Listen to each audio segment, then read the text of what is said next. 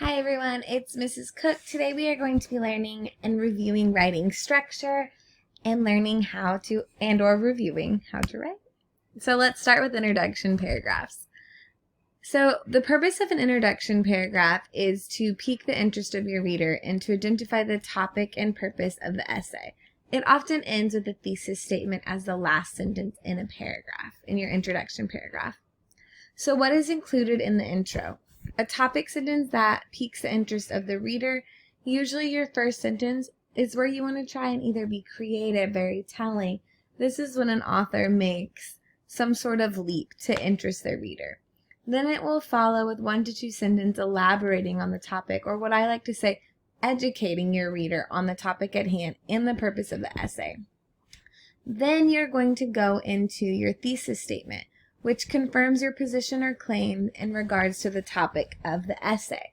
So you've piqued their interest in the first sentence. The 2 sentences that follow, you're educating your reader on the topic and the purpose of this essay. And then the last sentence, you are inserting your claim or your position on the topic at hand. So what an introduction paragraph is not, and this is very important, an introduction paragraph is not a long-winded paragraph. Ideally, you're going to want your introduction paragraph to be 3 to 4 sentences long, which is the length of a formal paragraph. You don't want to reach into that 10-sentence arena because you're probably going to lose your reader. Another thing you do not want to include in an introduction paragraph is you really don't want to include any evidence. And so if you're writing about Martin Luther King Jr.'s I Have a Dream speech, you're not going to include quotes from his speech in the introduction paragraph. Not meant to be. It really takes away from educating your reader, and it takes away from the flow of your writing. You don't want to use trite sayings like, to be or not to be, that is the question of the reader. You kind of lose your reader, and it's not the most mature choice. So you want to take out any useless, irrelevant comments, facts, or information. Remember, short and sweet is always the best. For more information on introduction paragraphs, I've linked a really great article for you here. I recommend reading the article. Remember, you will take a post-quiz on writing structure, so please ensure that you're reading all the supplementary material. It will only help you. All right, now let's talk about a thesis statement. Sometimes a thesis statement can feel really confusing, but let's put it in its most simplistic terms. A thesis statement is having a subject and an opinion about a topic. And so it's a writer's claim or position basically on what they're writing about. A proper thesis statement will always introduce the possibility of a disagreement because you're stating your opinion. You can see possible synonyms that some people might confuse a thesis statement with. However, throughout your essay, your entire goal of writing the essay is to prove your thesis statement. So not only is your thesis statement critically important, but it doesn't go away. You continually are trying to prove it and prove it and prove it with concrete details and commentary. The thesis statement is the first statement in a mini essay, and usually the 4th statement or the last statement in the introduction paragraph of a multiple paragraph essay. We will almost always write multiple paragraph essays in this class. All right, so here are some questions to ask regarding a thesis statement. When you're building your thesis statement, these are great questions to ask. I'm not going to read all of this to you, but I wanted you to make sure that you're looking at this, you're jotting down these questions as you're taking notes, and you're really thinking about, okay, when I want to build a great thesis statement, I really need to ask myself these questions because guess what? Your reader probably will. All right, let's dive into body paragraphs, my favorite. So what is the purpose of a body paragraph? A strong body paragraph, or BP for short, explains, proves, and/or supports your paper's argumentative claim or thesis statement. Body paragraphs should be structured in a fashion that not only supports your thesis, but also flows well for your reader. Structure is critically important in body paragraphs. We always start with a topic sentence that explains what our paragraph is going to be about. That topic sentence must always support our thesis statement. Then we go on to talking about, we use concrete details to support. We use commentary, and we'll get more into that. All right, so a topic sentence is a sentence that supports your thesis or explicitly proves your thesis and thus explains the purpose of that paragraph. So whatever you make your topic sentence, it tells your reader that paragraph is going to discuss just that. A great topic sentence sets up the organization for your entire paragraph. I like to think about it as the king of the paragraph. A topic sentence should do more than just establish a connection between your paragraph and thesis. It should contribute to the overall development of your argument by moving it that extra step forward. So maybe you think your thesis is that chocolate ice cream is the best ice cream. Well, your topic sentence needs to situate, well, what makes it the best and why? And so your first body paragraph should start at the utmost top of your love for chocolate ice cream and then build from there. All right. Introduction to evidence and concrete details that substantially proves your thesis statement and topic sentence claims.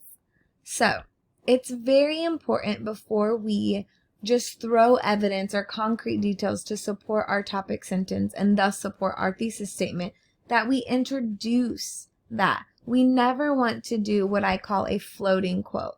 A sentence should never start with quotation marks. It should always be properly introduced. And so a good way to do this is to always identify the source and summarize the context, because you don't want to lose your reader. When you just throw a quote in, well, it's not your words, it's not your type of prose, and so it automatically makes your writing stop. So in order not to do that, in order to increase the flow, you need to introduce that. I give you an example below and then give you some terms that are really helpful. And then here's just a reminder, no floating quotes. All right. So again, on what is included in a body paragraph, let's continue. After you introduce your evidence or concrete detail, CD for short, you're going to want to insert or drop in your supporting evidence. This is often quotes. However, evidence can be in the form of personal examples, facts, statistics, or you can paraphrase. You don't have to quote. Sometimes paraphrasing is the more mature choice. Then your next step is to unpack or really dissect why your evidence and concrete detail is critical to proving your topic sentence and thus proving your thesis statement. So you must explain what it means and why it's important to your argument. It is not enough to just insert evidence. You must be able to explain it and connect it back to your topic sentence and your thesis. The unpacking is often 1 to 2 sentences long. It's a very critical part in well-written commentary. Or concrete detail, excuse me. All right, here's some more information about concrete details. I will let you read through that on your own. Okay. Explaining your evidence and concrete details. This is the last part of this, and it's very similar to what we did before, but this is what I like to call a line of reasoning. So no matter how good your evidence is, it won't help your argument much if your reader doesn't know why it's important. And so it's very critical for you to, after you explain it and connect it, then you tell your reader, well, why does this matter? And so I may have explained why chocolate ice cream is absolutely divine, but if I'm not connecting it to my reader and to my audience and telling them why it's of their benefit, I might lose them, and then I might not have the most stable argument. This is typically 1 to 3 sentences. You will repeat steps 2 through 5 for all evidence that supports your topic sentence and thus supports your thesis statement. So if you have 5 pieces of evidence that you think are going to be substantial and critical to your topic sentence, all of those you'll want to go through these steps to make sure that you're explaining your concrete details in a well-written fashion. Let's talk about commentary. Commentary is the essayist's opinion and insights. It is not concrete detail. And so other synonyms can include development, elaboration of that concrete detail. So essentially, you're going into depth about, well, why does that concrete detail matter? What is it? Why is it important? How does it connect back to my thesis, my topic sentence? And I gave you an example below. All right. Then we have our concluding sentence. You always end your paragraph with the concluding sentences or multiple sentences or one sentence that reasserts how your paragraph contributes to the development of your argument as a whole. So I always like to call this the sandwich effect. We start our paragraph with a topic sentence that informs our reader of what the paragraph is going to be about. Then we must close our sandwich and put that bottom piece of bread on with our concluding sentence that tells the reader, okay, let's reassert how this is important to my argument and to you believing my side of the argument. So you always want to sandwich in your paragraphs. If you do not have a concluding sentence, your paragraph just kind of jumbles. Your writing flow quits.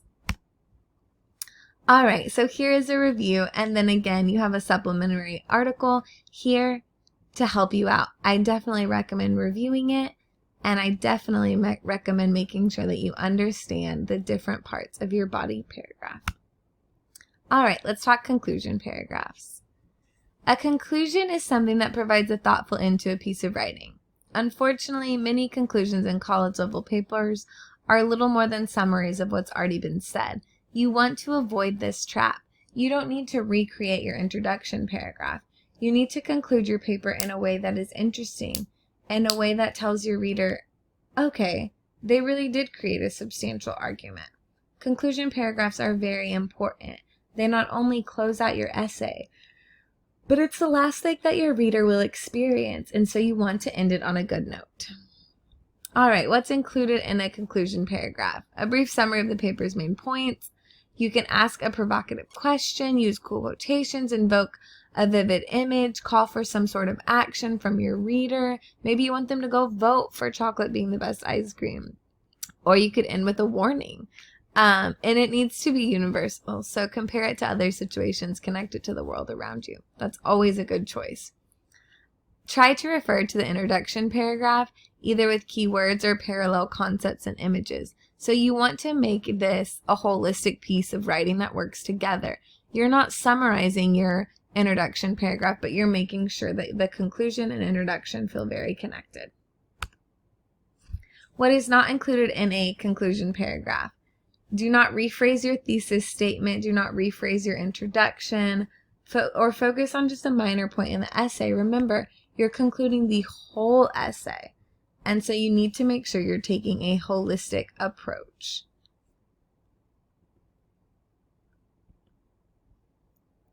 All right, class. That is the end of our slideshow on writing structure. I hope you learned a great deal. If you have any questions, please let us know. And also, this is just the tip of the iceberg. We're going to spend a lot of time on this. And so, get ready to dive into writing.